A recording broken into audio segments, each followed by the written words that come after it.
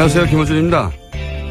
오늘부로 미일 중로 4개국 특사들이 모두 귀국했습니다. 이들 4개국 관련해서는 4개국 모두 관련됐을 뿐만 아니라 국내 정치적으로도 정당별 입장이 갈리는 사드 배치 문제가 향후 가장 민감한 이슈 중 하나가 될 겁니다. 과연 이 무기의 성능은 미군이 그리고 박근혜 정부 하의 국방부가 주장하듯 그렇게 뛰어난 게 맞긴 맞는지부터 비용 문제는 어떻게 해결하고 국회 비준은 어떻게 할 것이며 중국과의 군사외교적 긴장 고조와 경제적 손실을 감수할 만큼 안보 이득이 과연 있는 건지까지 여러 검토가 필요할 겁니다. 저는 이 무기 자체보다 국민들이 이 무기 도입으로 인해 우리가 어떤 이득을 얻고 대신 어떤 대가를 지불해야 하는지 정확하게 아는 것이 훨씬 중요하다고 봅니다. 그런 판단의 근거가 충분히 사실대로 제공되고 그리고 국민 다수가 배치를 원한다면 그럼 저 개인으로는 배치에 반대해도 그래서 배치를 지지할 수는 없어도 그 결정 과정을 존중하고 결과 역시 수용할 수 있다는 국민들 많을 겁니다. 지금까지 사드 배치에서 가장 큰 문제는 바로 이 과정 전체가 생략됐을 뿐 아니라 심지어 정부가 거짓말을 했다는 거죠. 그러니까 사드 배치와 관련해 문재인 정부가 가장 먼저 해야 할 일은 무엇보다 지난 정부가 사드 관련해 밝히지 않았던 것이 무엇인지 그것부터 밝히는 겁니다. 김호준 생각이었습니다.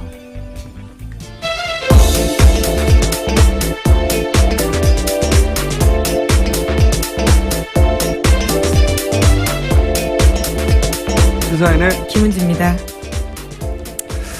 사드 관련해서는 뉴스공장에서 3부 혹은 4부에서 저희가 인터뷰가 하나 준비되어 있습니다. 그래서 제가 오프닝을 이걸 시작했는데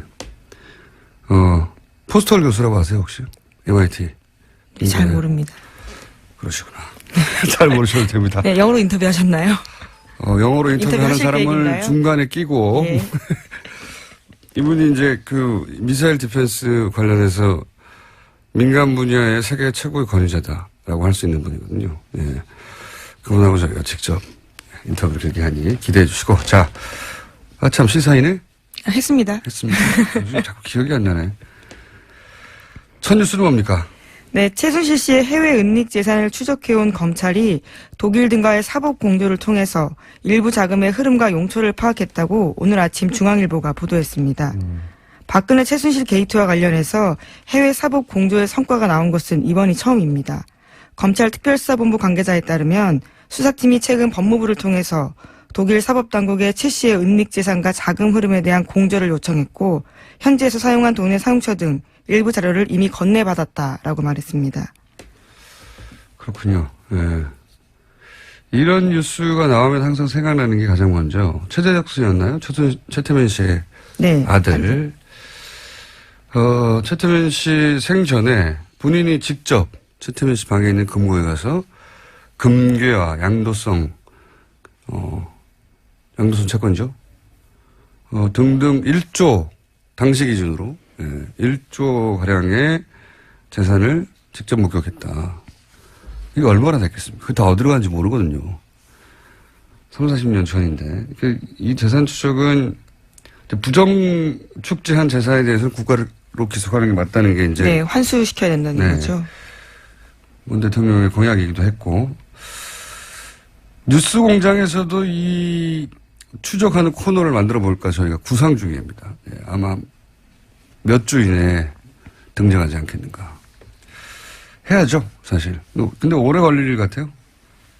한두 달에 끝날 일이 아니라. 네, 해외 재산이다 보니까요. 시간이 오래 걸리는 것 같아요. 불가능하지는 않다는 게, 지난 연말입니까? 연초입니까? 저희 방송에 나왔던 안원구 대구 국세청장 전, 그분이 이제 전문가적 견해에서 볼 때, 2년 정도면 추적 가능하다. 본인에게 100명만, 세무공무원 100명만 붙여주면. 뭐 그런 얘기를 했었죠. 자, 이제 시작인 것 같네요. 다음 뉴스는요? 박근혜 전 대통령 재판이 어제도 있었습니다.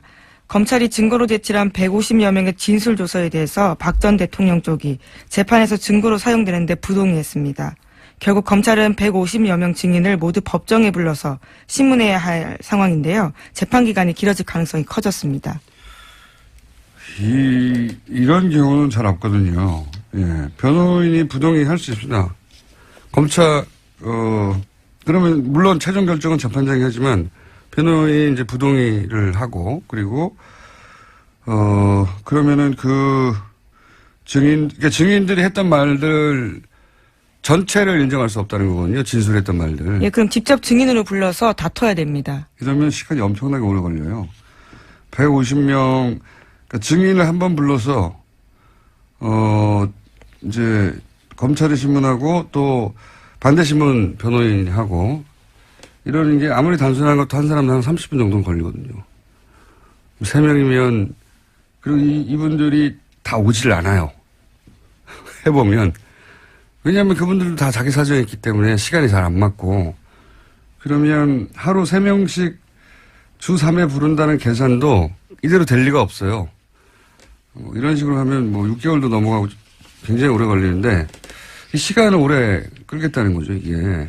네, 그래서 어제 재판부도 좀 놀래는 투로 모두 다 불러서 증인신문 하자는 취지는 아니냐라고 물었는데 그렇다라고 변호인 쪽에서 말했습니다. 요지가 그런 거죠. 검찰이 그 증거를 철회하지 않으면 반대신문을 하겠다는 요지로 말을 한 건데 저는 이렇게 시간을 계속 끄려고 하는 목적은 그런 것 같아요.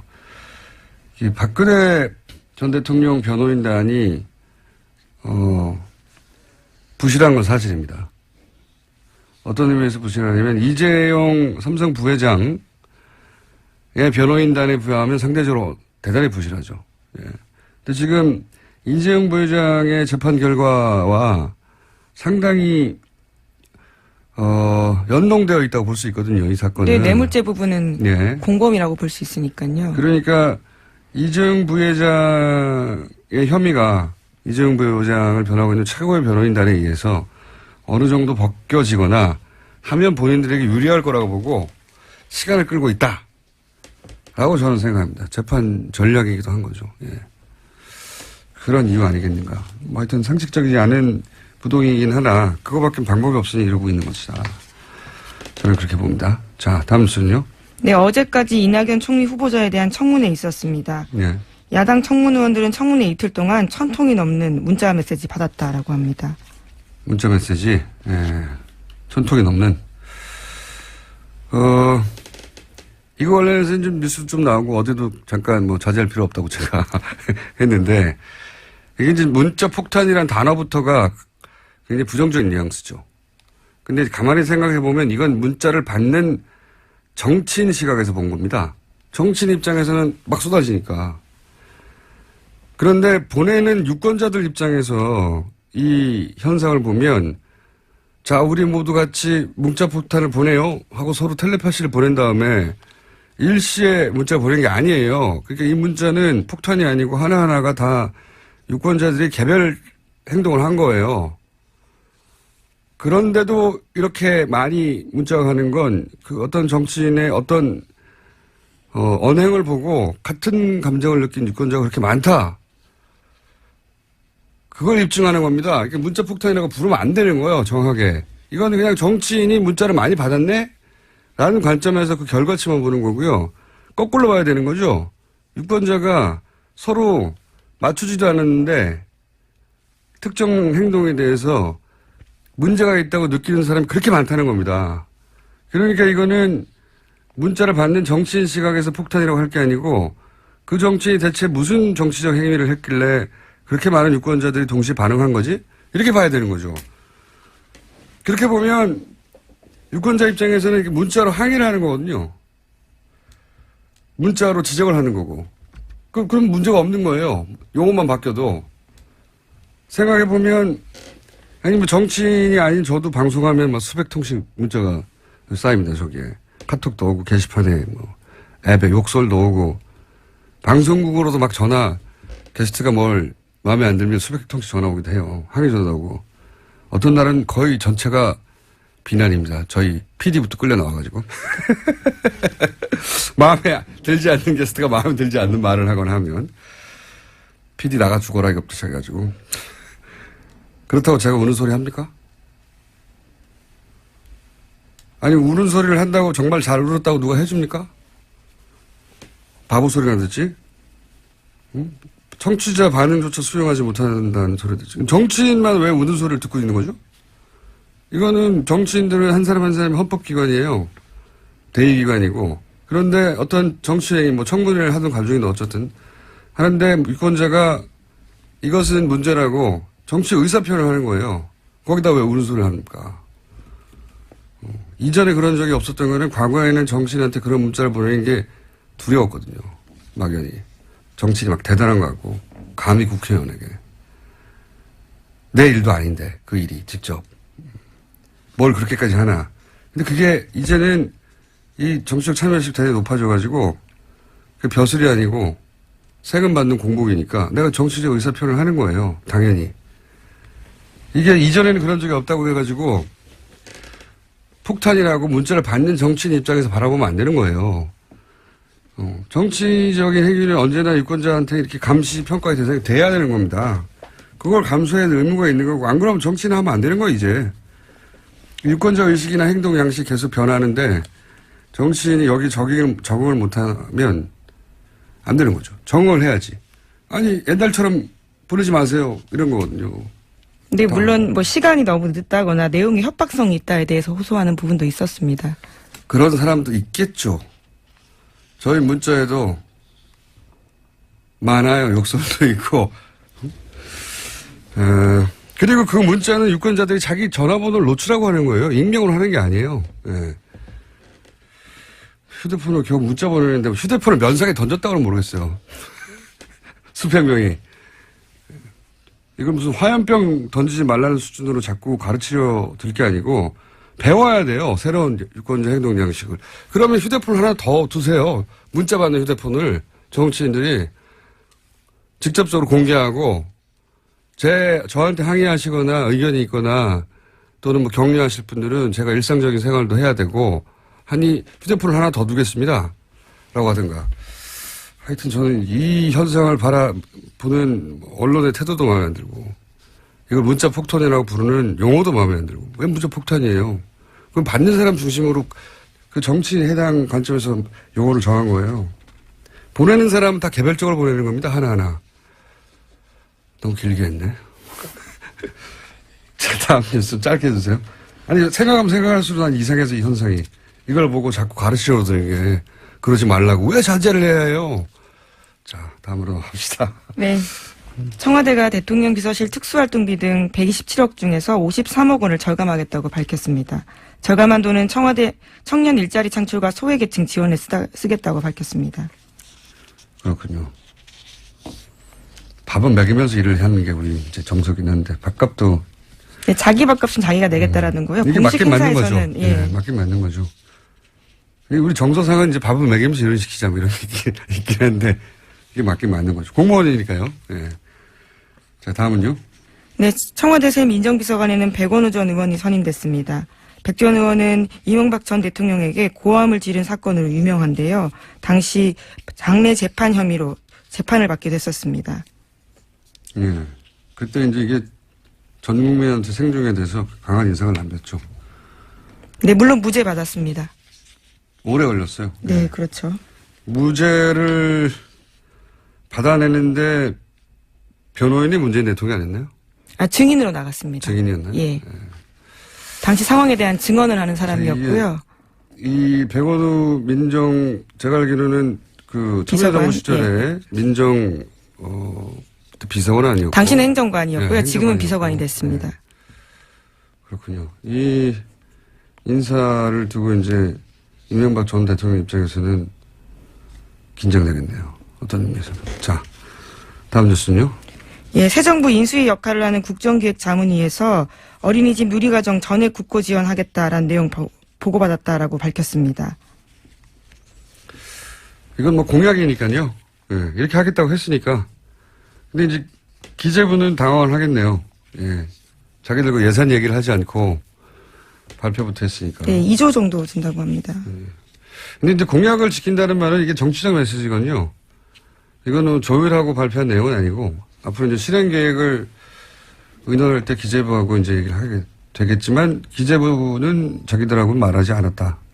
사전에. 불만을 가질 수 있겠지만 제가 보기엔 불만을 가진 내용 아닌 것 같습니다. 공약을 지킨다는 말을 하는 거니까요. 이건 정치적 메시지죠. 다음 뉴스는요?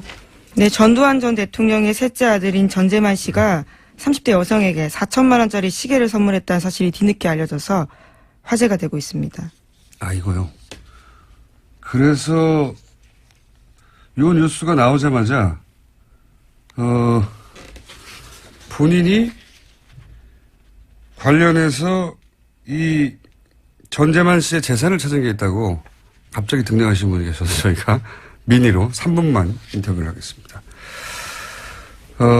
이게 내용이 이제 아버지 통장에는 29만 밖에 없는데.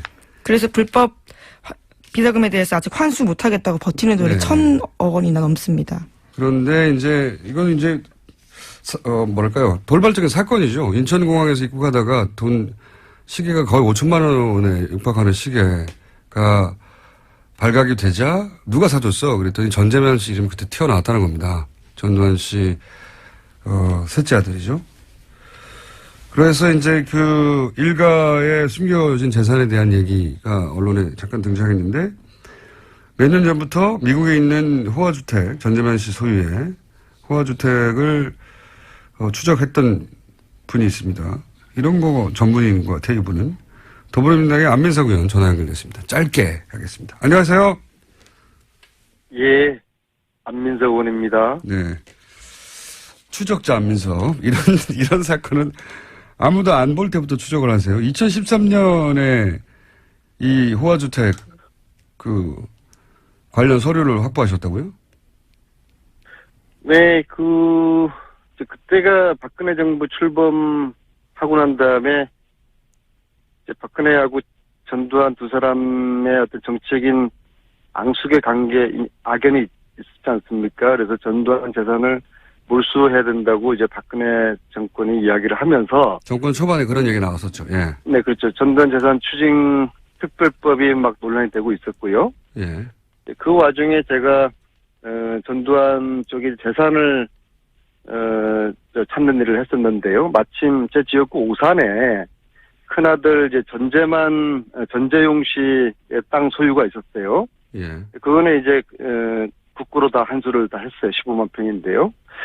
그리고 이제 미국의 그 전재만 씨의 와이너리 이제 그 와인을 만드는 공장 그리고 이제 포도밭 그거하고 이제 뭐 어마어마하게 비싼 미국의 저택이 있다고 그래서 알아보니까 이제 샌프란시스코 쪽이더라고요. 그래서 2013년 여름에 일주일 동안 이 재산을 찾으러 다녔죠. 그러니까 차명이나 이런 게 아니고 이 전재남 씨 직접 소유가 서류로 확인된 겁니까? 처음에 본인이 이제 본인의 재산이 아니고 장인의 재산이라고 했는데. 장인의, 예. 예, 그 현지에 있는 그 지인이 또 열심히 도와주셔서 보니까 그 계약서를 찾아냈는데요. 계약서요? 장인하고 그 전재만 두 사람의 공동 명의로 계약이 돼 있다는 거를 발견을 했죠. 아, 공동 명의로. 예, 해명은 장인의 소유라고 했으나 실제 계약서를 추적해서 찾아봤더니 공동 명의로 돼 있더라. 놀라운 사실이 그 고급 와인, 아주 고급 와인인데요. 예. 온다도로라는 와인이 있어요. 프리미엄 와인인데요. 이 와인이 2010년 11월에 우리나라에서 G20 정상회담이 이명박 정권 시절에 있지 않습니까? 예. 온다도로가 그때 정상회담의 금배 와인으로 사용되었던 것이 아하. 이 전재만의 와이너리 다이나라라고 그러거든요. 예. 샌프란시스코에서 북쪽으로 한 1시간 정도 거리 있는 나파밸리라는 곳에 있는 곳인데 여기서 생산한 것을 G20 정상회담에 금배 와인으로 온다도로 이렇게 썼고요. 그리고 바소라는 거는 유명해요. VASO요. 예. 이것은 우리나라에서도 많이 알려져 있죠. 이게 전두환 아들이 만드는 와인이에요. 의원님. 네. 아무도 안 시켰는데 이런 일을 왜 계속 하십니까? 아니, 진실을 추적하고 진실을 국민들에게 알리는 것은 대한민국 국회의원이 해야 될 중요한 임무 중에 하나라고 생각을 하고요. 그리고, 이게 문제가 최순실도 재산 환수법이 되더라도 최순실이가 지금 만약에 정유라한테 다 차명으로 재산을 돌려놨을 경우에 예. 이것까지도 환수에 해당될 수 있도록 특별법에 그렇게 포함을 시켜야 될 겁니다. 그렇지 않으면은 이게 전재만 재산을 이걸 좀 환수를 하지 못하고 있는 거거든요. 왜냐하면 당연히 이거는 자기 아버지한테 물려받은 재산이고 자기 아버지 전두환의 재산은 불법 취득한 재산일 텐데 이걸 우리가 눈 뜨고도 환수하지 못한다는 게 법의 맹점이 있는 것이죠. 제가 이제 궁금한 거는 전재남 씨 이 명품 시계 사건이 4년 후에 터질 걸 알고 4년 전에 이게 추적한 건 아니잖아요. 그래서 유감스럽게도 13년 전에 제가 이걸 확인한 것을 언론에 알렸는데요. 그때는 보도가 안 됐습니까, 제대로? 그때 보도는 되긴 됐는데 크게 관심을 받지 못했죠. 네. 그때는 의원님도 크게 관심을 받지 못했습니다. 그런 측면이 없지 않나 있고요. 그런 측면이 없지 않아 있고요. 의원님 오늘 여기까지 하고요. 네. 이게 시계가 화제가 돼서 잠시 전두환 전 대통령 관련 재산도 추적하는 분이 있다는 걸 알리려고 저희가 잠깐 연결한 거고요. 다음에 나오실 때는 좀 자세히 말씀해 주십시오. 한 가지만 말씀드릴게요. 제가 일주일 동안 샌프란시스코에서 뒤지다가 포기하고 귀국을 하려고 하는데 당시에 샌프란시스코 총영사관에 있는 외교관 한 분이 저에게 와인을 선물을 주시면서 예. 이 와인이 전재만 씨 와이너리에서 나온 것이다. 네. 그래서 그 포기했던 와이너리를 위치를 알게 됐어요. 예, 대단한 스토리가 신기하죠. 아니네요. 예. 신기하죠. 예, 알겠습니다. 하여튼 고생하셨고요. 이렇게라도 추적해왔던 게 이제 밝혀질 기회가 왔으니까 앞으로 그 얘기도 쭉 더 들어보겠습니다. 오늘 말씀 감사합니다. 그래요. 수고하세요. 네. 더불어민주당의 안민석 의원이었습니다. 이분은 이렇게 아무도 안 시키는 일을 혼자 꾸준히 하다가 어느 순간 보면 빵 터지는. 자, 예. 전재남 씨 재산도 추적하고 있었네요. 예, 추적자입니다. 자, 오늘 뉴스는 여기서 끝인가요? 뭐, 제목 정도 한두 개 읊을 수도 있을지도 모르겠는데. 아, 그런가요? 시간이 없다고 제작진이 그렇군요. 보내고 있는 것 예, 같은데요. 난리가 났네요. 시간이 없다고. 못 봤습니다. 인터뷰하다가. 시사인의 김은지였습니다. 감사합니다. 지난해 2대 사태 결국 박근혜 탄핵까지 이어진 시발점이었죠. 그리고 이어진 정유라 사태. 이때 교수실을 주도하고 그리고 청문회에서 눈물을 흘렸던 김혜숙 철학과 교수가 첫 직선제 총장으로 선출됐습니다. 전화 연결됐습니다. 안녕하세요, 교수님. 네, 안녕하세요. 네, 우선 축하드립니다. 네, 감사합니다. 이 굉장히 특이했던 게 교수 직선제로 뭐 총장을 뽑은 경우는 여러 번 들어봤지만 이번에는 교직원하고 학생하고 그리고 졸업 동문도 참여하는 직선제인데 이건 처음 아닙니까? 네, 제가 다른 학교 케이스들은 잘 모르겠는데 이렇게 규모로 동창이 참여한 경우는 거의 없다고 봅니다. 네, 동문까지도 참여했는데 뭐랄까요, 이화여대를 구성하는 전원이 참석했다고 해도 과언이 아닌 것 같은데 왜 이렇게 이런 방식을 총장 선출 방식으로 택한 거죠? 이화 커뮤니티의 어떤 하나의 공통의 과제로 봤던 것 같습니다. 이번 일을. 네, 130년 만에 겪는 위기를 타개하기 위한 예. 나의 방법이 아니었나 이렇게 짐작을 합니다. 이 선출 방식은 어디서 결정된 겁니까? 궁극적으로는 이사회가 결정을 하셨지만은 이제 기본 논의는 저희 구성원들 내에서 나왔고요. 예. 또 교수평의회 그리고 학생회, 직원노조, 동창회 그런 사자협의체라고 하는 것이 만들어져서 거기서 논의가 진행이 됐었습니다. 원래 이제 보통 소감부터 여쭤봐야 되는데 워낙 이 선출 방식이 이례적이어가지고 네. 제가 선출 방식부터 여쭤봤습니다. 그런데 실제 이렇게 방식을 정해놓고 학생들도 투표에 많이 참여했습니까? 거의 한 50% 지금 9천 몇백 명이 참여를 했습니다. 예. 대단히 높네요. 그래서 참여한 학생들이, 제가 본 기사로는 거의 90몇 프로, 그 100% 가까이, 교수님을 총장으로 뽑았더라고요. 네, 그렇게 됐습니다. 예. 네. 그러면 이제, 이런 결과가 나왔는데, 이런 과정을 거쳐서, 130여 년 만에 첫 직성제 총장이신데 소감을 좀 듣고 싶습니다. 제가 하여튼 지금 말씀하신 대로 여러 가지 의미를 갖는 선거에서 이렇게 당선이 된 것은 이제 기쁜 일인데요. 기쁘다는 마음보다는 좀 어깨가 무겁고 책임이 크다 그런 생각이 더 앞서네요. 답변이 워낙 짧으시네요.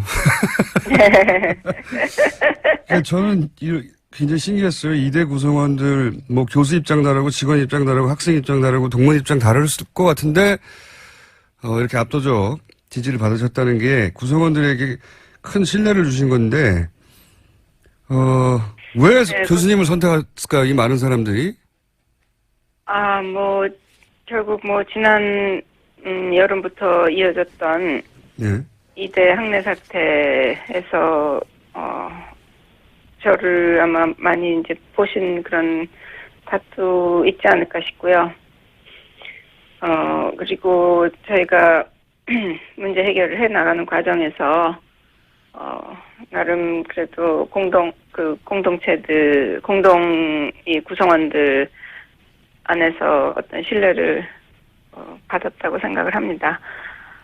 이게 상당히 어려운 작업이었고요. 저희가 거의 매일매일 상황이 달라지는 그런 속에서 판단하는 것도 상당히 어려웠고 한데, 일단은 저희 생각은 학생들이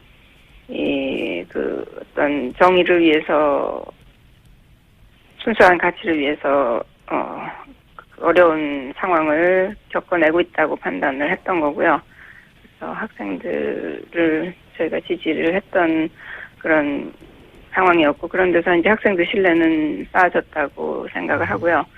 또 학생들이 굉장히 그 사태 후에 트라우마를 많이 겪고 했는데, 이제 저희가 그런 것들을 좀 서포트 해주고, 지속적으로 학생들에게 관심을 갖고, 이제 이런 상황이었기 때문에 그렇다고 보여지고요.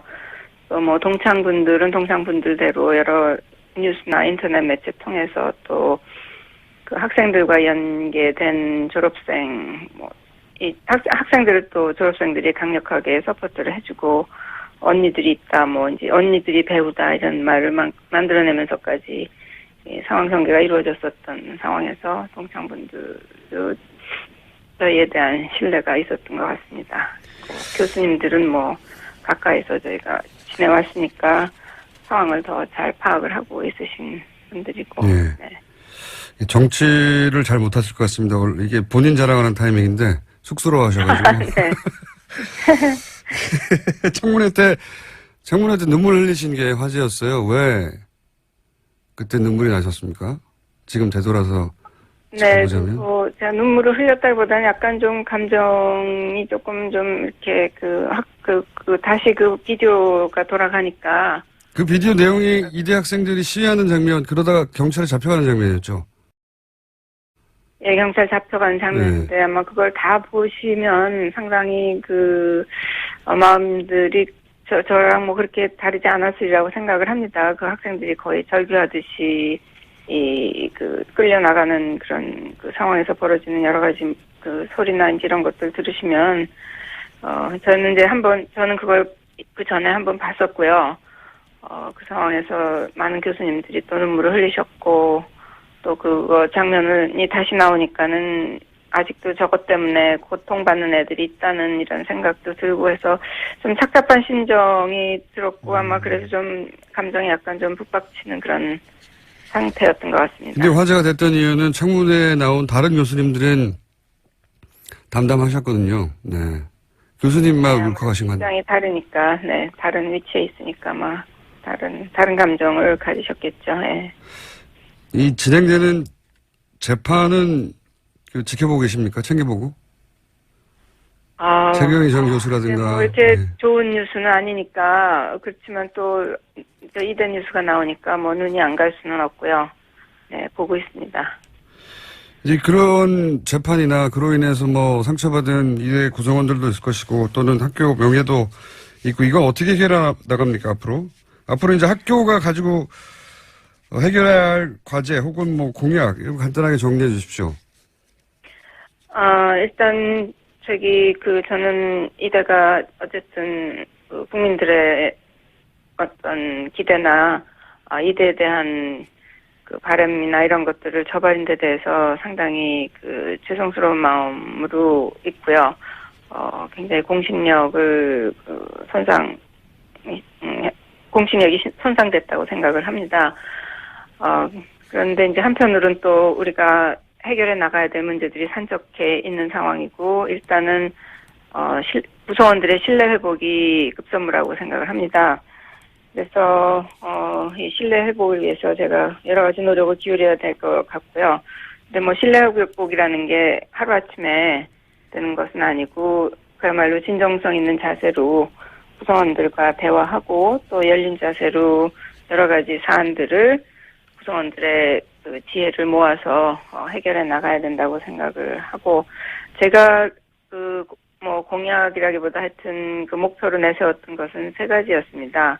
투명하고 공정한 이화를 구축해야 되겠다는 거 하고, 모든 구성원이 존중받는 그런 그 커뮤니티를 만들어야 되겠다는 거 하고, 그다음에 대학 본연인 교육과 연구에 집중할 수 있는 그런 환경이 돼야 되겠다. 그 3가지였는데 이 3가지 목표를 위해서 제가 혼신을 다해서 움직여야 되겠죠. 그 대학 본연의 목표를 강조하시는 건 그동안 대학이 이 연구가 본연의 목표가 아니라 혹시 그동안 지나치게 비즈니스적인 관점에서 학교가 운영됐다 이렇게 생각하시는 건가요? 아무래도 대학들이 지금 재정적으로 여러 어려움을 겪다 보니까 예.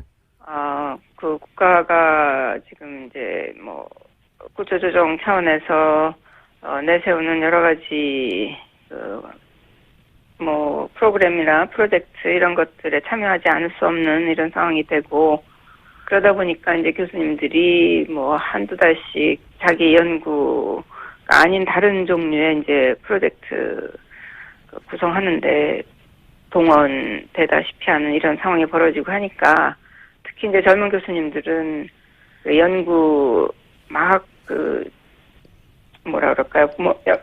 연구가 이제 그 최신 연구들이나 이런 것들이 막 진전되는 이런 상황에서 떨어지면, 뒤처지면은 이제 쫓아가기가 또 상당히 어렵고 이런 측면이 있기 때문에, 또 자기 하던 연구가 중단이 되는 이제 이런 그런 상황들이 벌어지고 이러면서 연구의 집중도가 상당히 낮아진 그런 측면이 있었습니다. 그래서, 그런 것들은 좀 장기적인 연구력 향상의 관점에서 본다면, 그런 것들은 좀,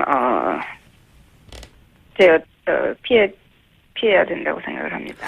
예. 교수님 이제 그런 점에 있어서 이제 본연 말씀드린 겁니다. 알겠습니다. 교수님 이제 첫날이고 해서 당분간 네. 정신 없으시겠지만 좀 네.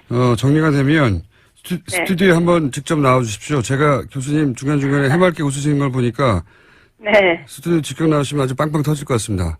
그런가요? 네. 그러면 저희가 한 번 더 모시기로 하고요. 오늘을 네.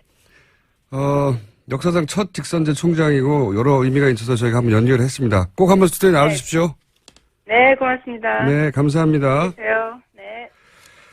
예, 이대 사태 이후에 첫 직선제, 첫 총장 김혜숙 교수였습니다. 바른정당 유승민 의원이 백의종군을 선언했었습니다. 그런데 아니다, 당대표 경선에 나와라. 공식 요청이 나왔네요. 하태경 의원 연결하고 있습니다. 안녕하세요. 예, 하태경입니다. 네. 유승민 의원이 백의종군을 선언했던 이유 짧게 말씀해 주시고, 안 된다, 당대표 나와라 하신 이유도 짧게 설명해 주십시오. 가장 큰 거는, 예. 대선 직후에, 바로 당권을 잡으면, 이제, 대선 때 단일화 할 거냐 말 거냐, 이건 큰 논란이 있었지 않습니까? 네. 그래서 이제 단일화 주장했던 측은 단일화 안 하는 이유가, 유승민 후보가 단일화 안 하는 이유가 이후에 당의 패권을 계속 장악하기 위해서 저러는 거다. 뭐 이런 그 공격이 좀 있었어요. 그게 하나 있었고, 또 어차피 이제 대통령은 안 될 거고 이제 당을 그렇죠. 장악하려고 저렇게 나가는 거다. 예, 그런 공격이 있었다. 그렇죠. 당내 권력 투쟁의 일환으로 단일화 거부하는 거다. 뭐 이런 시각이 있었고, 네네. 또 뭐 과거에 보면 대선 끝나면 후보들은 조금 쉬는 게 본인을 그렇죠. 위해서도 좀 쉬는 게 필요하고, 그렇죠. 뭐 그런 게 관례 비슷했기 때문에 뭐 그런 이유들이 겹쳐서 대기 정군을 선언했고, 또 사실 자연스러운 면이 있습니다. 예. 그런데 굳이 나오시라고 하는 이유는요? 그건 이제 우리가 뭐 예. 과거에 일당이었을 때는 그 일당이었고 당이 뭐 큰 위기가 아니었을 때는 다르지만, 지금은 내년 지방선거에 실패할 경우에 당의 생사 존망이 걸려 있습니다. 예. 사실상 당의 기반이 완전히 허물어지고 당이 이제 뭐 없어질 수 있는 그런 위기 상황이 올 수도 있기 때문에 지금은 당의 핵심 역량들이 총동원돼야 된다는 거죠. 당을 살리기 위해서. 근데 뭐 우리 뭐 이미 분명하지 않습니까? 유승민 의원이 바른정당의 최고의 가치고 최고의 자산 아니겠습니까? 현재 그런 기준으로 부분이기 그렇습니다. 때문에, 예, 예. 지금 기준으로 그렇죠. 그래서 그런 자산을 우리 당 입장에서 볼 때는 최대한 활용하는 것이 맞다. 그리고 유승민 의원 본인도 그 부분에 대해서 다시 생각할 필요가 있다. 지금 뭐 겸손한 게 미덕이 아니라는 거죠. 이해는 알겠습니다. 근데 이제 뭐랄까요, 바른정당도 이번 대선을 겹치면서 바른정당의 지지자층을 새로 발견했다 할 정도의 새로운 경험을 하고 있는 걸로 저는 알고 있는데, 그렇다면 좀 더 구체적으로 말씀드리면 10대 후반부터 20대까지의 지지자층이 있었다는 걸 발견한 걸로 알고 있는데, 그런데 젊은 보수요. 그러면 좀 젊은 의원들, 김영태 의원도 나오시는 것 같고, 이혜원 의원도 나오시는 것 같고, 아마도, 확정은 안 됐지만, 이런 분들이 당대표를 하는 것도 괜찮지 않습니까? 그렇죠. 우리가 뭐 추대가 아니고 경선이니까 뭐 네. 그런 분들이 나오셔야 된다고 저는 생각을 하고요. 그리고 사실 그런 분들 입장에서도 예. 유승민 후보가 대표로 나와 주셔야 흥행도 더 되고 그런 분들도 가치가 더 높아진다고 생각을 합니다. 그래서 자칫 잘못하면 약간 마이너리그가 될 수도 있다. 네. 별로 국민들 관심도 못 끌어내고. 그래서 그런 의미에서 물론 그런 의미에서 유승민 후보가 당 핵심 역량을 총동원한다는 의미뿐만 아니라 당에 대한 국민의 관심을 더 끌어낸다는 의미에서도 저는 반드시 필요하다고 보는 겁니다. 의도는 알겠습니다. 연결한 김에 조금 시간이 지났으니까 객관거리가 확보됐을 테니까 제가 한번 여쭤보겠습니다. 바른정당의 탈당파들은 여러 가지 이유를 얘기했지만 유승민 의원에게 자기들의 정치 생명을 걸 수는 없다. 걸만한 정치는 아니다. 이런 이유를 대고 탈당을 했어요. 그 탈당파들의 탈당 주장에 대해서는 어떻게 평가하시고 일단 그것부터 들어보죠. 그런 주장은 어떻게 생각하십니까? 근데 이게 길게 얘기할 필요가 없을 것 같고요. 네. 근데 탈당 행위에 대한 국민적 평가는 이미 끝났지 않았습니까? 끝났고 또 이제 탈당하신 분들이 저는 좀 더 휴식이 필요하다고 생각합니다. 정치적 활동하지 마시라고? 네, 말을 아끼고 자숙 기간이 더 필요하고 말을 하면 할수록 오히려 역풍이 더 분다. 그래서 국민들이 망각으로 빠질 때까지 상당히 좀 쉬시는 게 그분들의 정치적 생명을 조금 더 연장하기 위해서는 조금 더 연장하기 위해서. 좀 필요하지 않겠냐. 조금 더 연장하기 위해서라는 건 이제 그분들은 다음 총선에서 어렵다고 보시는 겁니까? 그걸 떠나서, 정치는 생물이기 때문에 어떻게 될지 알 수는 없지만, 네네. 어쨌든 지금 시점에서 말을 자꾸 하는 것은 알겠습니다. 국민들한테 참 이롭지 않다고 생각하고요. 특히 제가 인간적으로 좋아하는 우리 김성태 선배님 좀 말씀도 안 하셨으면 좋겠어요. 형님 좀 쉬세요. 지금 그렇게 나올 때가 아닙니다. 네, 알겠습니다. 이건 곁가지 이야기긴 한데, 이게 생각보다 크게 화제가 돼서 여쭤보자면, 김무성 전 대표 이제 캐리어 논란이 바른정당 지지율까지 하락하게 했다는 여론조사도 있어요. 근데 제가 김무성 대표 좀, 변론을 좀 해야겠는데, 예. 김무성 대표님 연배, 예. 정치 선배죠. 정치 육성 아닙니까?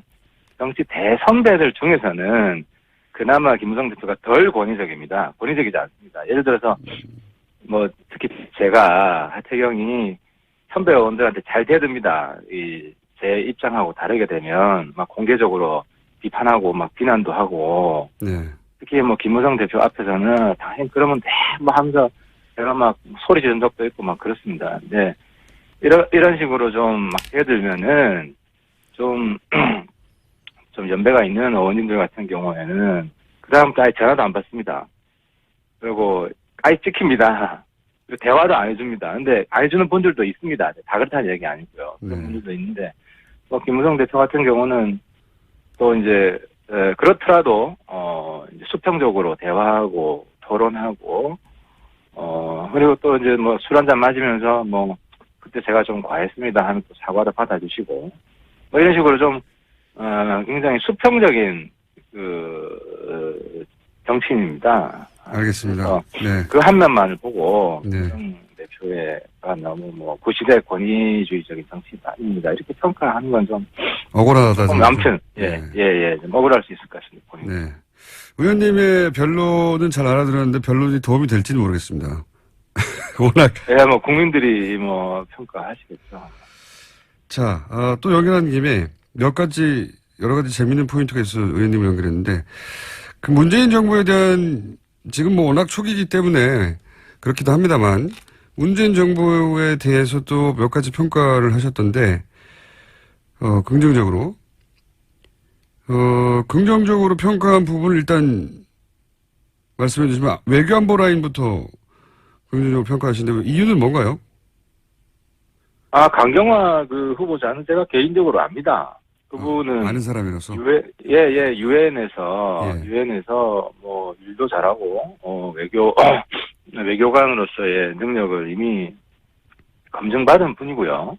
그리고 특히 이제 북한 인권 관련해서 유엔에서 북한 인권 조사위원회 구성하고, 그리고 김정은 반인도적 범죄자라고 유엔에서 규정했지 않습니까? 그런 북한 인권 문제에 있어서 상당히 적극적으로, 지원을 했던 분이고, 그리고 특히 이제, 문재인 정부가 이제, 과거 이제 북한 인권 결의안 논란도 있었지 않습니까? 그래서 그런 부분을 좀 커버하고, 또 정부의 보수층에도 안심을 시키고, 그런 면에서 상당히 저는 탁월한 선택이라고 보고 있고요. 그리고 일각에서는 양자 외교만 했지 다자 외교는 안 했다고 하는데, 대체로 보면 공부 잘하는 사람들 보면 영어 잘하면 수학도 잘합니다. 그래서 양자 외교만 했다고 해서 다자 외교 잘 것이다. 이렇게. 그러니까 제가 물론 외교부 장관으로서 100% 앞으로 다 잘하리라는 보장은 없죠. 근데 충분히 자격은 있다. 그런 면에서 제가 높이 평가를 한 겁니다. 알겠습니다. 시간이 거의 다 돼가지고 다른 질문을 이어갈 수는 없을 것 같고, 자, 오늘 말씀 여기까지 듣겠고요. 조만간 저희가 스튜디오에 한번 모시고 총평 한번 들어보죠. 냉정하게 지난 대선에 대한. 네. 예, 알겠습니다. 네, 오늘 말씀 여기까지 듣겠습니다. 감사합니다. 예, 감사합니다. 바른정당 하태경 의원이었습니다. 김어준입니다. 3부에서 뵙겠습니다.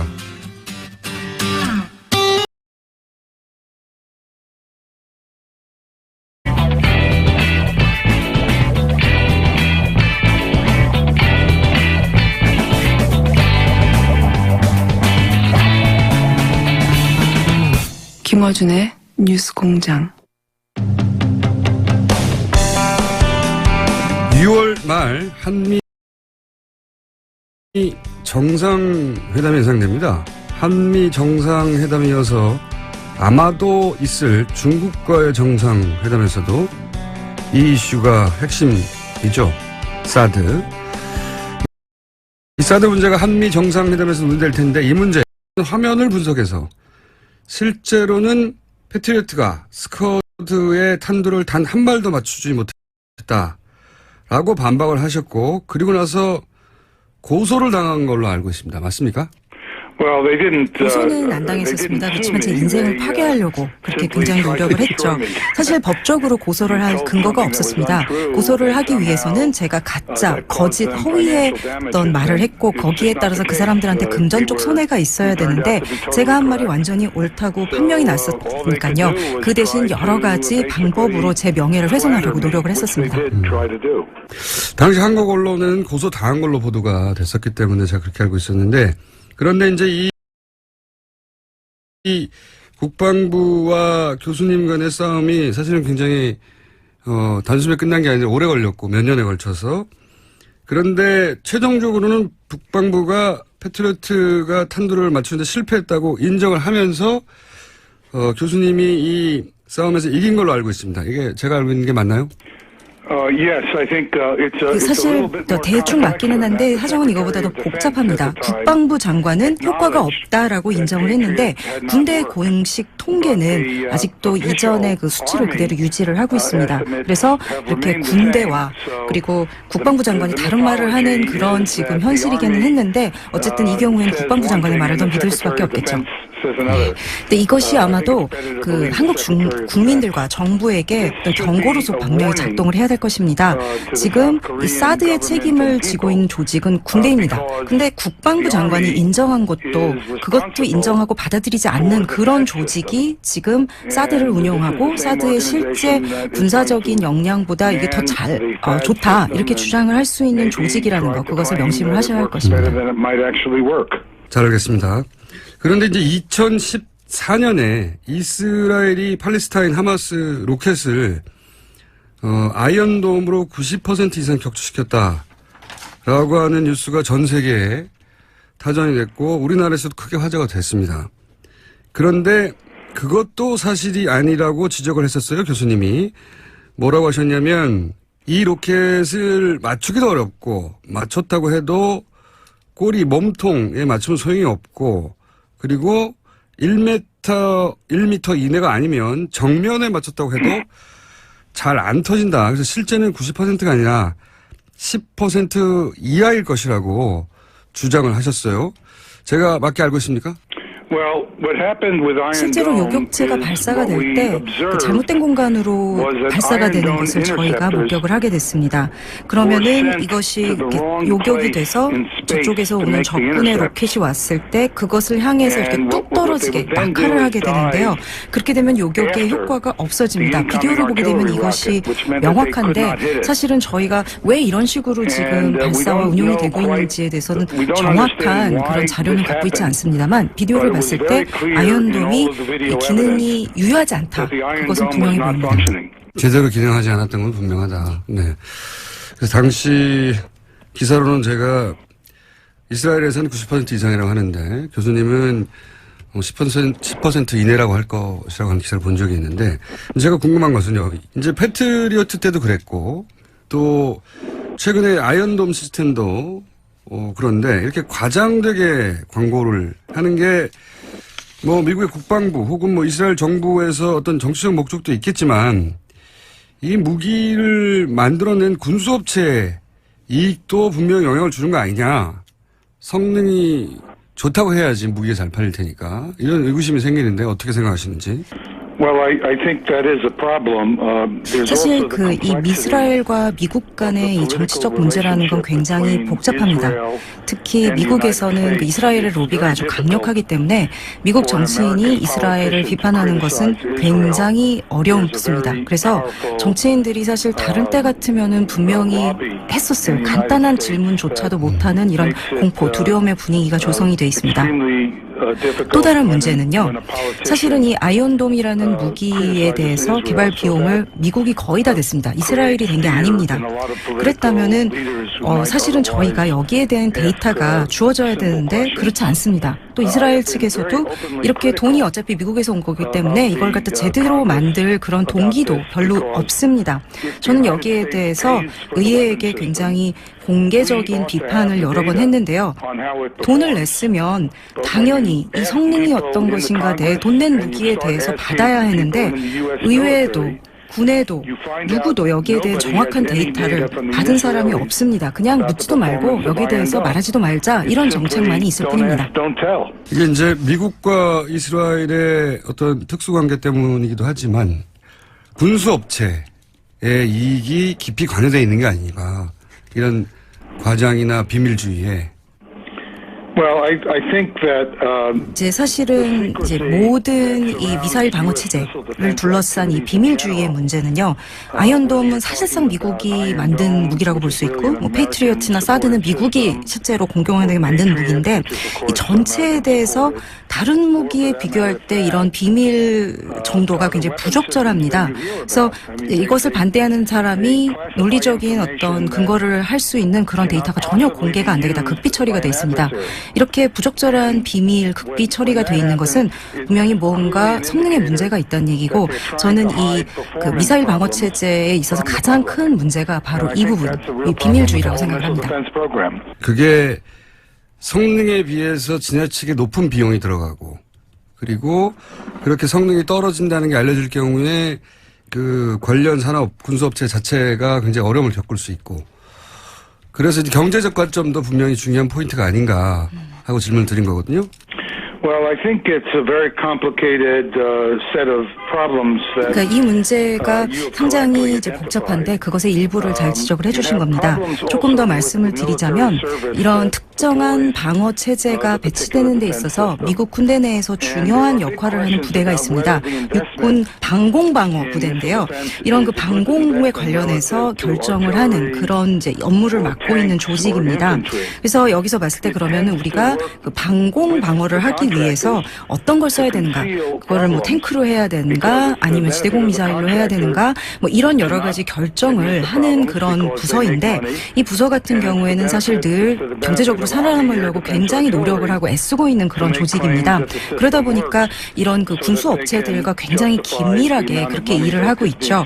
그래서 이 이제 군수업자들이 역시 이 성능이 안 좋은 거를 갖다가 팔았을 때 이것을 갖다가 그 성능에 대한 그것을 갖다가 이렇게 덮기 위한 거를 할 때 서로 굉장히 돕는 그런 역할을 하고 있습니다. 한쪽은 돈이 필요하고 그러니까 예산을 확보해야 되고 한쪽은 성능이 좀 떨어지더라도 물건을 팔아야 되는 업자들이고. 그래서 어떻게 보면은 이 미사일 방어 체제라는 것은 이 두 조직이 만나 이뤄낸 불안한 사고라고 말할 수 있겠습니다.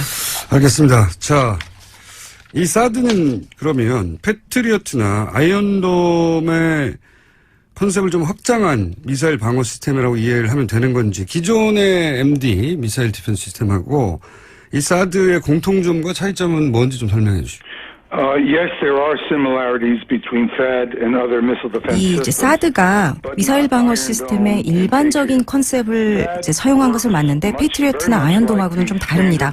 사드 같은 경우에는 사실 비유를 하자면은요, 이지스함 시스템인 그 SM3에 훨씬 더 가깝고요. 아니면 이제 미국 그 국가 미사일 방어 체제 이쪽에서 쓰는 방법과 비슷합니다. 가장 큰 특징은요, 그 대기 밀도가 낮아지는 굉장히 고도가 높은 지역에서 작동을 하게 돼 있고요. 그리고 또 그 이제 적외선 유도 장치를 사용을 합니다. 반면에 이제 그 페이트리어트나 아이언돔 같은 경우는요, 그 요격이 이루어지는 요격 궤도가 훨씬 낮고, 그러니까 대기 밀도가 훨씬 높은 데서 하고요. 그 다음에 그 반사 레이더 시스템을 사용해서 유도를 합니다. 그런데 이 차이를 이해하는 거. 그러니까 이렇게 외기권, 고도가 높은 고도에서 작동을 하게 되는, 요격이 일어나게 되는 시스템에 대해서 이것을 갖다가 잘 이해해야 되는 이유는요. 이것이 이 시스템, 그 사드뿐만이 아니라 외기권에서 요격이 일어나는 모든 이지스함 SM3 시스템 같은 것에 아주 결정적인 취약점이라는 것이기 때문입니다. 왜냐하면 이것이 일단 이런 그 비행 물체가 외기권에 들어가게 되면은요, 모든 아주 가벼운 것들도요, 공기 밀도가 워낙 낮고 공기 저항이 없기 때문에 굉장히 잘 나릅니다. 그렇기 때문에 그 미사일 근처에는 어떤 물체도 다 기만탄으로 작동을 하게 됩니다. 그렇기 때문에 이 기만탄 때문에 이것을 요격을 하는데 어려움이 있을 수 있죠. 예를 들자면은요, 이제 사드에 부착이 돼 있는 그 적외선 센서의 입장에서는요, 거기 보이는 것들이 모든 게 그냥 다 빛의 점, 전광으로 보일 뿐입니다. 그러니까 이걸 어떻게 비유를 할 수 있냐면은요, 저희가 별을 바라보면 그 별의 뭐 모양이 어떻다, 크기가 어떻다 이런 걸 전혀 알 수 없고 그냥 빛의 점, 전광으로 보일 뿐이죠. 그래서 예를 들어서 풍선같이 아주 간단한 물체라도 그 곁을 같이 미사일과 같이 이제 나르고 비행을 하고 있다면은요, 그 적외선 사드의 적외선 센서 입장에서는 그냥 그 탄두와 똑같은 것으로 그렇게 인지가 된다는 것입니다. 그래서 이렇게 이 미사일 요격체의 센서가 이게 진짜 타겟인지 아닌지를 구별하는 능력이 아주 극단적으로 떨어집니다. 그렇기 때문에 아주 예를 들어서 북한 측에서 북한 탄도탄을 발사하면서 이제 쉽게 이러한 사드를 피해갈 수가 있는데요. 만약에 이제 어떤 고도에 다다랐을 때 미사일을 갖다가 조각을 내게 해서 하면은 이 탄두와 함께 이런 그 미사일의 조각들이 막 공중회전을 하면서 날아다니게 됩니다. 그러면은 이 사드의 센서에는 이것이 그냥 다 똑같은 빛의 점으로 보일 뿐이지 그것을 갖다가 뭐가 이제 실제로 탄두고 뭐가 이런 그 기만탄인지 기만체인지 알 수 있는 방법이 없습니다. 아주 간단한 걸로도 이 사드를 쉽게 속일 수 있습니다. 그렇다는 얘기는 사드가 북한 미사일 공격에 대한 방어 능력을 그다지 제공하지 못한다라고 이해해도 됩니까? 어떤 유용한 이런 군사 방어 능력이 있다고 한다면 제가 굉장히 놀랄 것 같습니다. 없다는 얘기죠. So there's none. 그러니까 실제 군사적으로 걱정할 만한 공격 상황에서는 전혀 유용하지 않다고 봅니다. 그렇군요.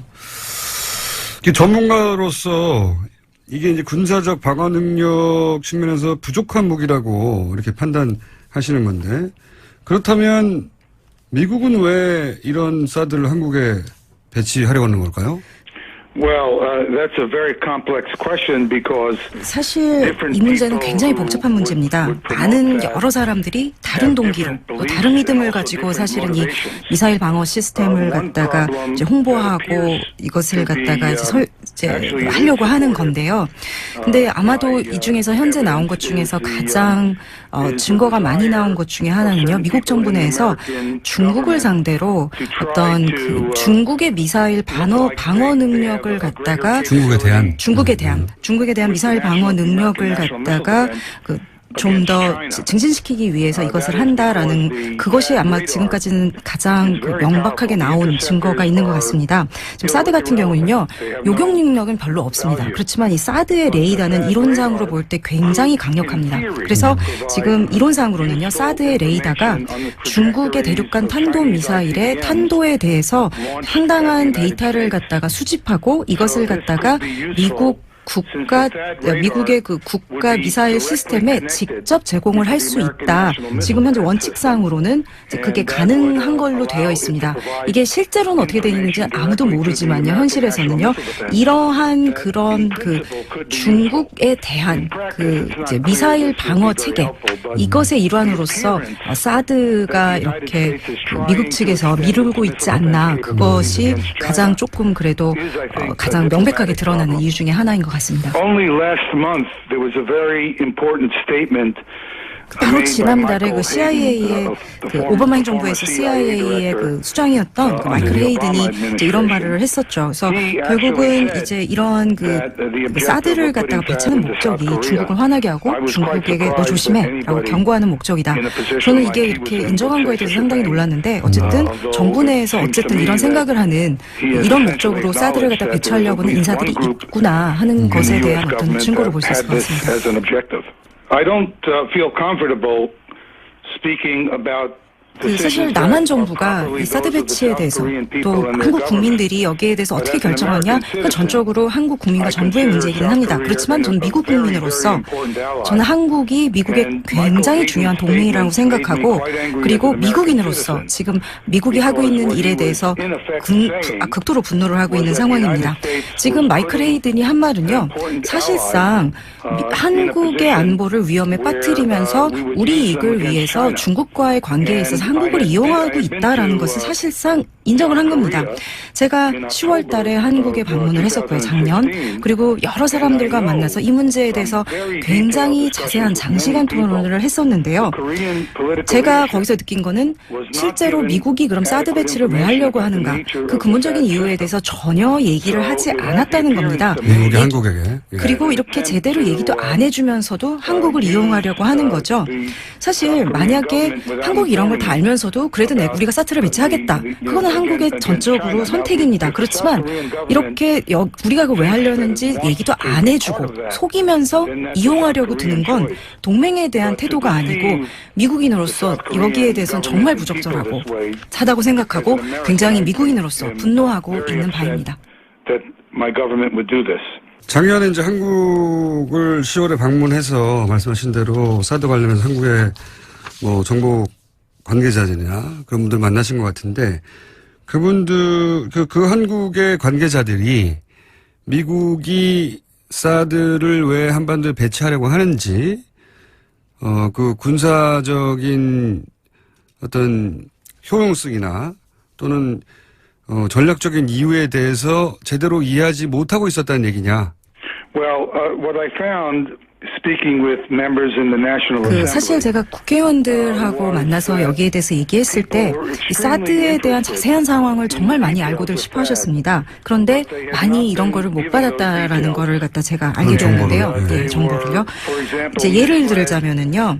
그 실제로 미국에서는 이 사드 레이더가 이제 취합한 정보들이 미국의 국가 미사일 방어 체제하고는 직접적으로 이렇게 커뮤니케이션이 안 된다. 이렇게 얘기를 했는데 그건 절대 사실이 아닙니다. 이 사드라는 시스템은 이것이 아주 초기 설계 단계부터 그러니까 종이에만 이렇게 그림 그릴 그 단계부터도 이미 미국의 국가 미사일 방어 체제하고 직접적으로 커뮤니케이션이 데이터가 오가도록 그렇게 설계가 되었지만 그럼에도 불구하고 국회나 국민, 정부들은 다 그게 그렇지 않다.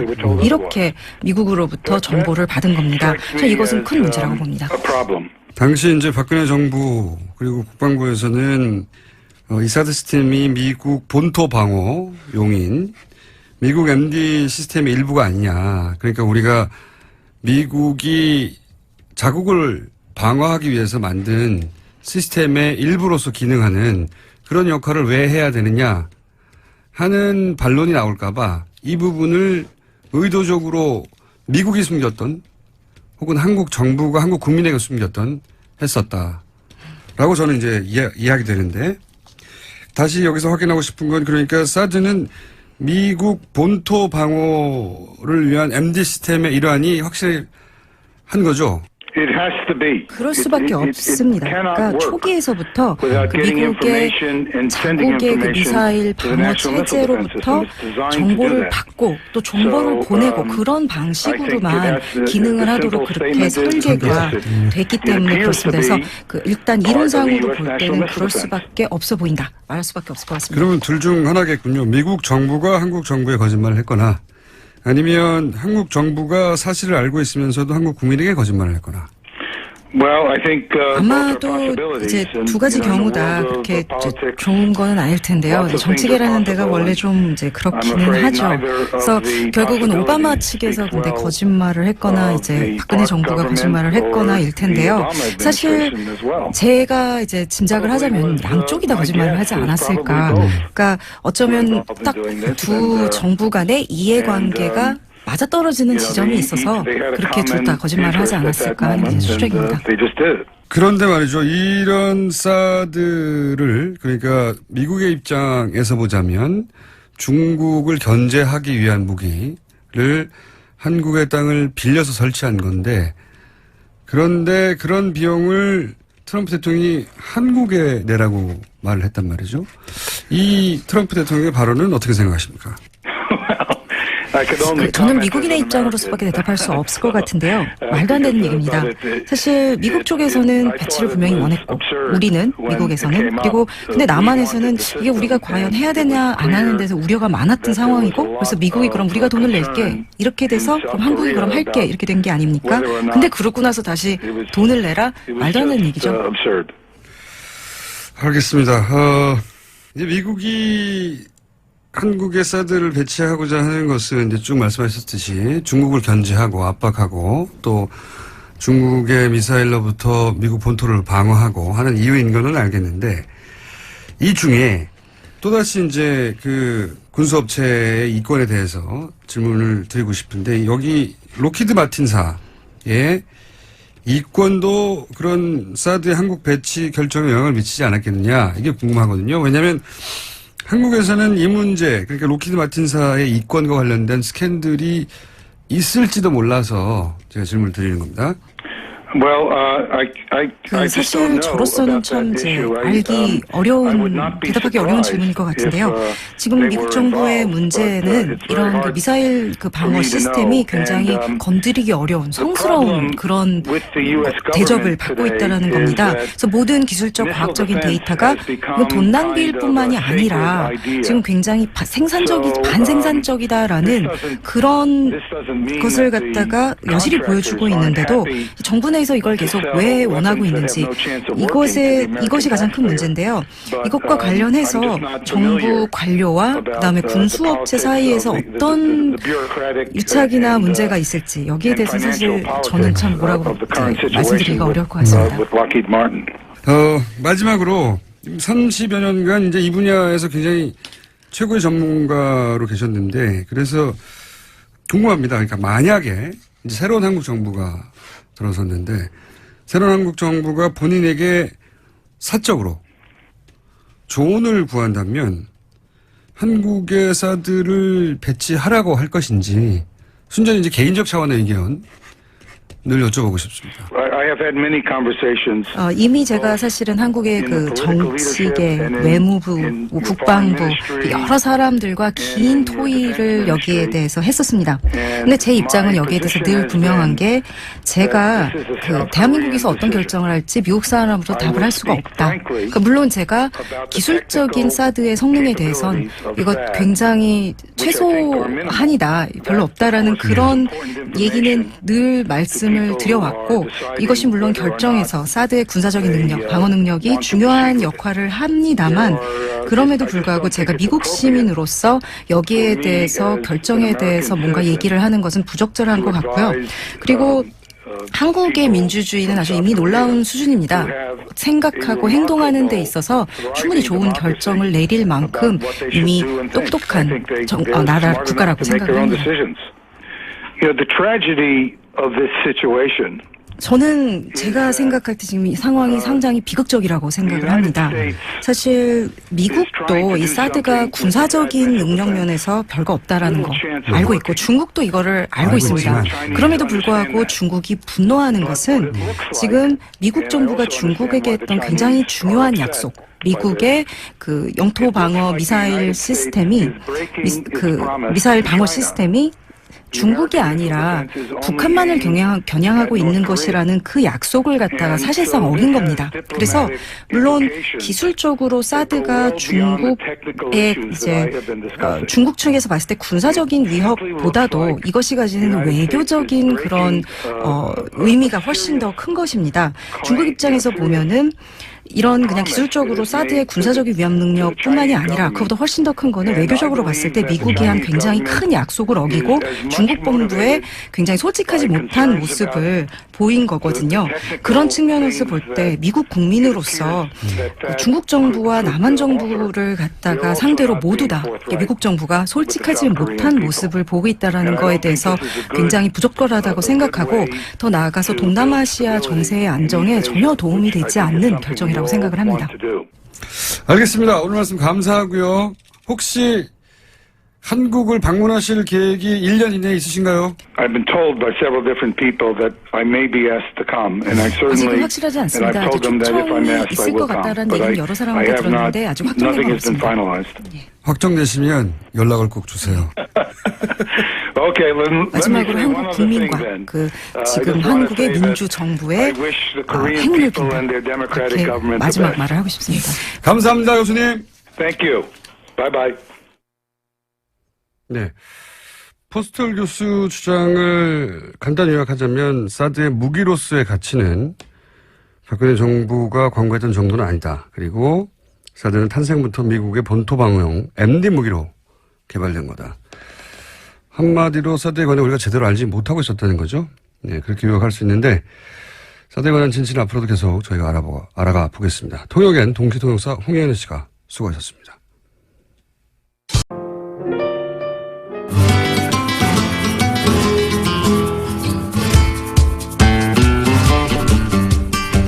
동심 파괴자 까칠한 미식가 황교익 마칼레미스트 오늘도 나오셨습니다. 안녕하십니까? 안녕하세요. 네, 오늘은 어떤 음식입니까? 5월 거의 다가가네요. 네. 5월 동안에 아마 가장 많이 먹었던 음식 중에 하나가 아마 김밥일 수 있어요. 소풍. 네. 네. 야외. 네. 피크닉. 어린이날 뭐 부모님 모시고 뭐 이렇게 야외 나가서 먹는 음식 중에 하나가 이 김밥이죠. 가장 간단하게 싸는 음식. 네. 그 봄에 또 그 체육 대회 뭐 유치원이나 초등학교에서 네. 운동회. 네, 운동회 예. 이거 많이 하더라고요. 예. 그때 또 나오긴 운동회하고 소풍은 뭐 김밥이죠. 네, 김밥이죠. 네. 그래서 이 김밥이 어떻게 우리한테 주어졌는가 요걸 네. 한번 조금 들여다보려고 그래요. 자, 김밥은 어디서 왔나? 우선. 뭐 그 소풍이나 운동회 얘기에서만 먹는 게 아니라 그냥 일상에서 가장 많이 먹는 음식류 중에 하나일 수도 있어요. 특히 직장인들. 간단하게 먹기 좋으니까요. 네. 네. 반찬이 밥에 들어가 있으니까. 그 지하철역 그 입구에 보면 김밥집은 반드시 있습니다. 네. 그 땡땡 천국 이렇게 되어 그렇죠. 있는 거죠. 그 굉장히 커요. 김밥 전문점이 전국에 어마어마하게 많습니다. 얼마나 많을까요? 그래서 개수는 안 세봤는데 네. 이렇게 우리한테 일상으로 김밥이 늘 있으니까 이게 우리 예전부터 이렇게 먹어왔던 음식이다. 실제로 그 네티즌들이나 이런 거 보면 우리의 아주 전통적인 음식인 것으로 이렇게 인식하시는 분들도 많아요. 김밥이 우리 고유의 네. 음식의 한 형태인 줄 알아요. 네. 근데 이 김밥이 우리한테 그 외래 음식으로 이렇게 들어오는 게 기껏 한 100년 정도밖에 안 됩니다. 역시 일제강점기. 그렇죠. 일제강점기. 제가 늘 일제강점기 이야기를 하니까 특히 일본에서 유래한 음식 이야기를 자꾸 하니까 제가 친일이라는 이야기도 가끔씩 들어요. 그 친일. 독특한 공격이네요. 그 관계, 역사적인 관계 사실을 이야기하는 것하고 친일하고는 관계가 없거든요. 그렇죠. 그래서 네. 인정하고 안 하고의 문제가 아니라 팩트가 그러하다는 거죠. 그렇죠. 네. 자존심이 좀 상하는 일이기는 하죠. 우리 대부분의 음식이 보면 일본에서 유래한 것들이 상당히 많거든요. 이게 이제 우리가 왕조였다가 근대로 넘어가는 것을 일본을 통해서 했기 때문에 네. 그때 뭐가 많이 들어왔어요, 실제. 맞아요. 예. 그래서 1924년에 나온 그 조선 요리 책이 하나 있어요. 네. 조선 무상신식 요리 제법이라는 책인데, 그때 당시에는 뭐 지금의 요리책으로 비교하자 그러면 거의 초베스트셀러 책이었어요. 누가 쓴 겁니까? 그 책이 방신영 선생이었나? 당시의 요리 연구가입니까? 예, 그렇습니다. 말하자면? 그분이 앞부분에 조선 요리들을 쭉 해놓고 뒤에 조금 일부 뭐 서양 요리 이런 부분도 나와요. 네. 그때는 이미 근대가 이제 시작됐으니까. 그리고 일본 요리가 나오는데 뒤에 스시라는 제일 마지막 항목입니다. 스시 이렇게 나와요. 그렇죠. 지금 우리 스시라 그러면 초밥 위에 생선이 이렇게 올려져 그렇죠. 있는 거 뭐 네. 이런 거잖아요. 그런데 그게는 그 지금의 김밥과 유사한 음식을 이렇게 조리법을 써놨습니다. 스시라고 해놓고 네. 지금 보면 김밥 아니야? 이런 걸 조리법을 만들어놨다고요? 그렇죠. 써놨다고요? 밥을 그러니까 시큼하게 이렇게 만드는 거로 초밥처럼 네. 이렇게 해야 된다라고 해놓고 계란, 표고, 박꼬지, 네. 시금치 뭐 이런 것을 넣고 이렇게 많은 것으로 이렇게 돼 있습니다. 김으로 만다. 네. 오, 김밥이네요. 김밥이죠. 이 안에 이제 박꼬지, 시금치, 표고, 계란 뭐 이런 것들이 들어가 있는 것. 요런 것의 원형이 일본에는 이 김밥이 아주 다양하게 존재하거든요. 그냥 밥 안에 그냥 당근만 하나 달랑 들어가 있는 것도 있고 오이만 달랑 들어가 있는 것도 있고 삼각 모양으로 싸는 것도 있고 다양하게 존재해요. 근데 이렇게 달걀, 표고, 박, 시금치 이런 것들을 같이 넣고 이렇게 싸는 그 형태의 김밥을 후토마키라 그러거든요. 그러니까 후토마키가 우리한테 처음으로 그 스시라는 이름으로 이렇게 보여지기 시작하는 게 1924년. 일본에서는 후토마키였는데 우리나라에 들어와서는 그걸 스시라고 받아들였군요. 그렇죠. 처음에는 스시. 그러다가 일제강점기에는 그렇게 크게 안 번져요. 이 김밥이. 김이 귀하거든요. 김양식급이 조선에도 있었다라고 이렇게 이야기를 하는데 그것으로 뭐 김을 만들어서 그러니까 사각 모양의 마른 김을 만들어서 유통시키고 한 그런 기록은 없습니다. 그러니까 사각 모양의 마른 김이 만들어져야만이 김밥이 만들어지거든요. 그렇죠. 네. 사각 모양의 마른 김도 일본 사람들이 만든 거거든요. 일본 사람들이 우리의 땅에 그러니까 뭐 고흥이나 하동이나 이런 지역에 와서 김양식을 해요. 그래서 자기들이 먹고 싶어서. 그렇죠. 이렇게 김을 만들어서 자기네 나라로 가져갑니다. 그러면서 이제 우리한테 이제 김 만드는 게 정착이 되고요. 그래도 비싸니까 많이 못 먹었죠. 해방되고 난 다음에 이 김양식장이 조금 많이 커져요. 김양식장이 많이 커지는 것도 이 안에 또 슬픈 게 또 하나 있어요. 김을 생산하는 그 과정 안에 들어가는 여러 설비들, 양식장과 김을 만드는 설비들 이런 것들이 일본의 차관으로 만들어져요. 한일 국교 정상화하면서 일본이 여러 가지 이렇게 돈을 지원하는 게 생기잖아요. 차관이 들어오는데 그 차관이 그냥 그 한국에서 알아서 쓰라 하고 이렇게 주는 게 아니라 꼬리표를 붙이죠. 요거는 요 용도, 요거는 요 용도. 그 차관도 실제로는 일본이 그 김을 싼 값에 수입하기 위해서. 맞습니다. 제목을 정해서 준 돈이었네요. 맞습니다. 그러면서 60년대에 김양식장이 이렇게 많이 만들어져요. 김 가공 공장도 많아지고요. 일본에 이제 수출하다가 좀 남는 것 이런 거 우리도 이제 먹을 기회가 많아지기 시작하는 거죠. 그러면서 김이 일상의 음식으로 이렇게 들어오기 시작하고 김밥도 본격적으로 이렇게 만들어집니다. 김이 싸진 이후에. 네.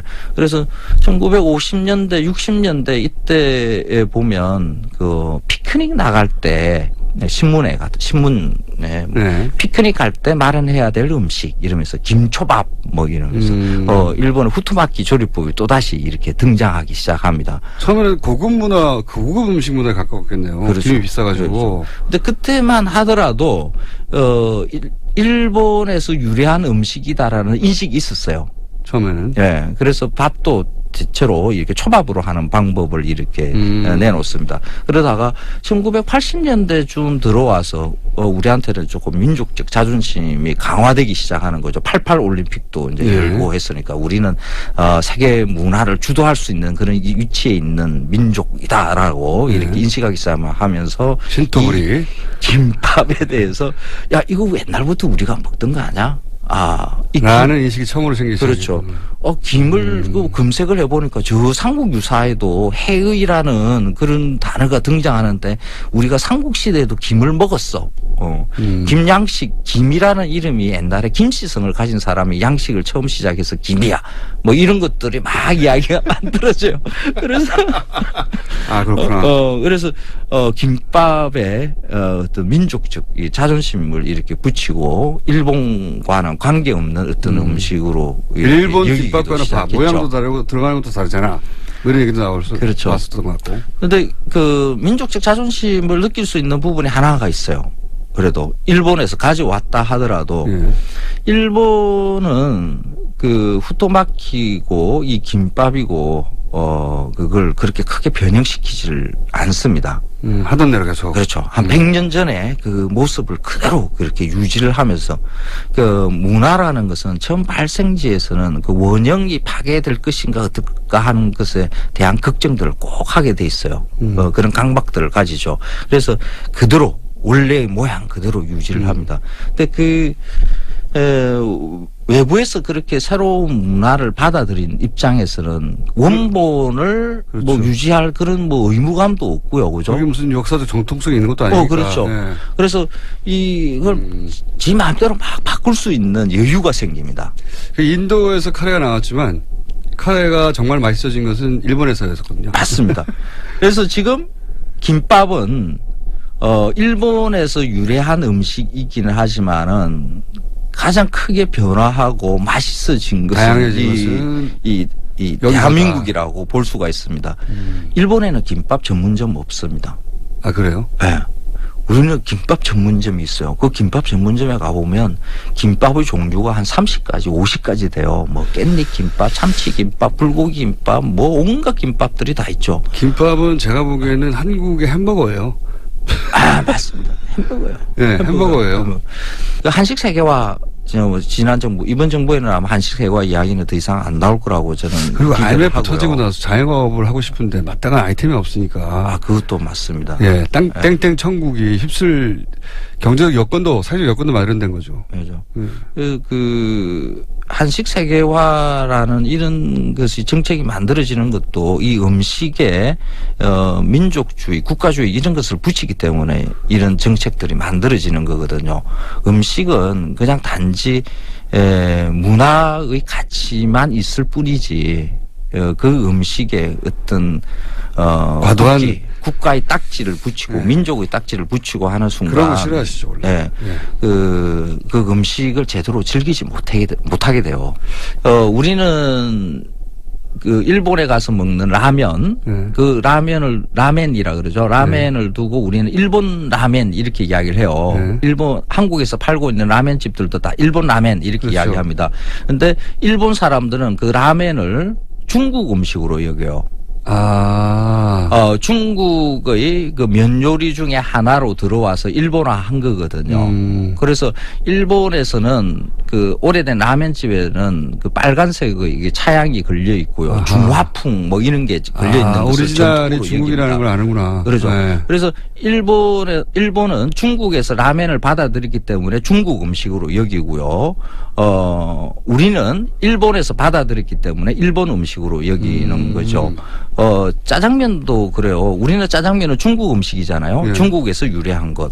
그런데 일본에 짜장면이 조금씩 팔리거든요. 네. 일본 사람들은 한국으로 알고 있어요. 한국 짜장면입니다. 하여튼 음식에 민족적 감정을 넣어서 이걸 가지고